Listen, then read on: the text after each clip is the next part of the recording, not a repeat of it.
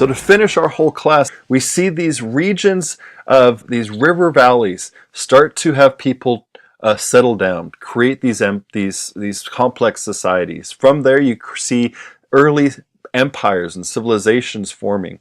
You start to see transfer of ideas and exchange, and how that changes identity. And we see that, through India and China.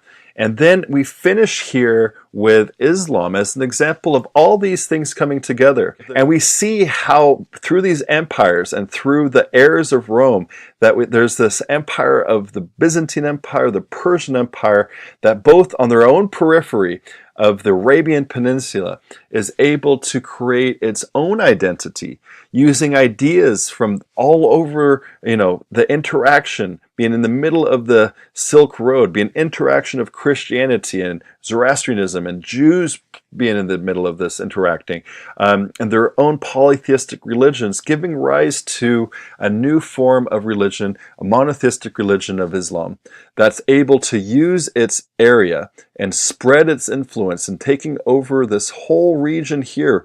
And even not part of the empire, but the religion itself starts to spread. And you start to see missionaries of Islam going out and making its role in different areas as well. And all these people are coming to Mecca in their Hajj and bringing trade and creating massive networks of exchange just within the empire itself.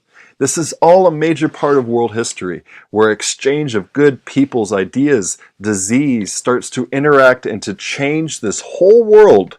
And then once again, by 1492, and after Columbus sails the ocean blue, he doesn't discover anything new, but what he does is incorporates a new world system exchange in Western Hemisphere that brings all the complexities of that region to interact with everything we've talked about and the interactions of these worlds here. And Islam is a major role, and I hope you get this shows a different aspect of Islam and start to see how this creates an identity and how the important history that Islam has in our own formation of whatever background you have all comes together and plays together in complexities that this whole region of Eurasia and Africa all interact together. And all form a society and identities of who they are, of who others are, that makes world history so dynamic and interesting. And I hope that puts the chapters in a bit more perspective as we finish out this term. Best of luck with the exam, and let me know if any questions arise as you finish out World History 2.